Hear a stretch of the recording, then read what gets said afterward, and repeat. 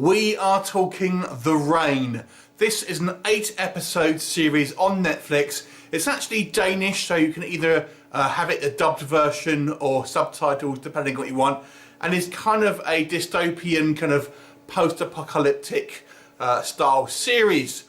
The focus of this series actually is that, as you can probably imagine, this Rain.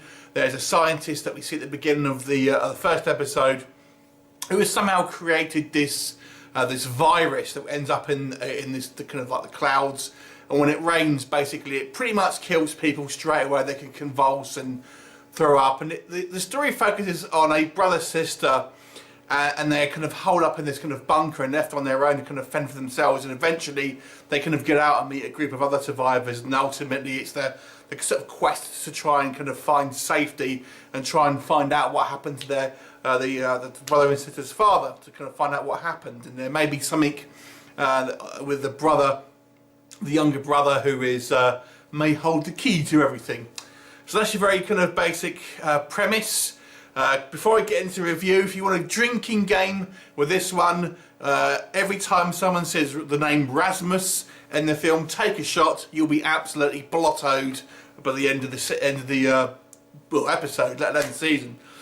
So let's start off with the as a kind of a overview here, because the first episode of this season is really weak.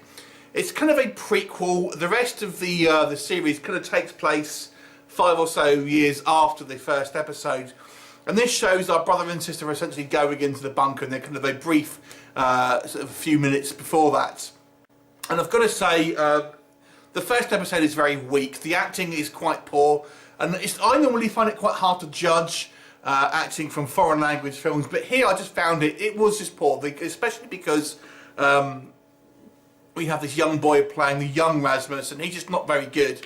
And the dialogue is quite horrible, the way it's written. Now, I will concede there may be something lost in translation here, because obviously it's translated into English, so it might not be a literal translation. But some of the dialogue is kind of quite horrible. And then the actual kids themselves, what happens to them, that you'll be annoyed with them, because they make some very kind of like frustrating decisions. Now, they are kids, you will say that, but nonetheless, you'll kind of want to wring their necks by the end of this kind of first episode. So I feel it's very easy to give up on the show from the first episode, because that first episode is pretty much weak sauce. But once kind of we get into the kind of the latter 7 episodes, we kind of end up getting out of the bunker and we meeting kind of the rest of the cast, and it gets a little better. I don't think it's a classic. I mean, it's definitely of the kind of the Hunger Games, you know, the 100 ilk, that sort of thing.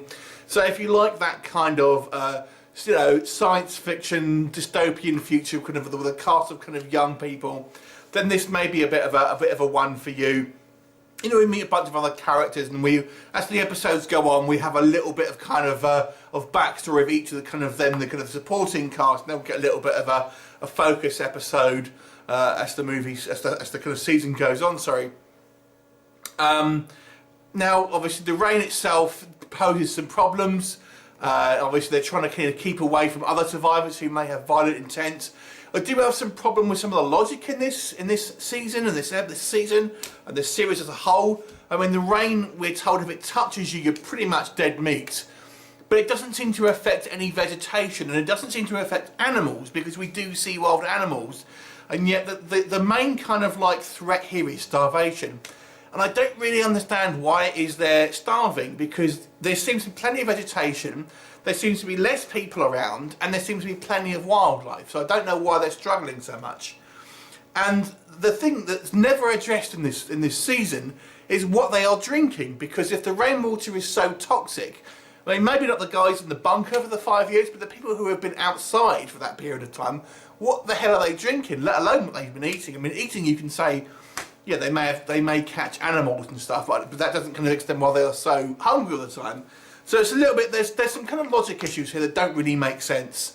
But when we kind of get into the crux of the kind of the story and this kind of quest, and we kind of get to know some of the other peripheral characters, it becomes a little bit more interesting. And I actually kind of quite like some of the characters here, because they do seem less of your kind of Hollywood typical kind of like from America sort of style characters. They're very much more you're just run-of-the-mill people, everyday people, rather than the kind of like the the Hollywood beautiful types who will always get in things like The 100, where everyone's like super good looking and everything like that. These just seem kind of like just regular next door neighbour type people who have very kind of like mundane lives outside of this kind of like fantastic situation.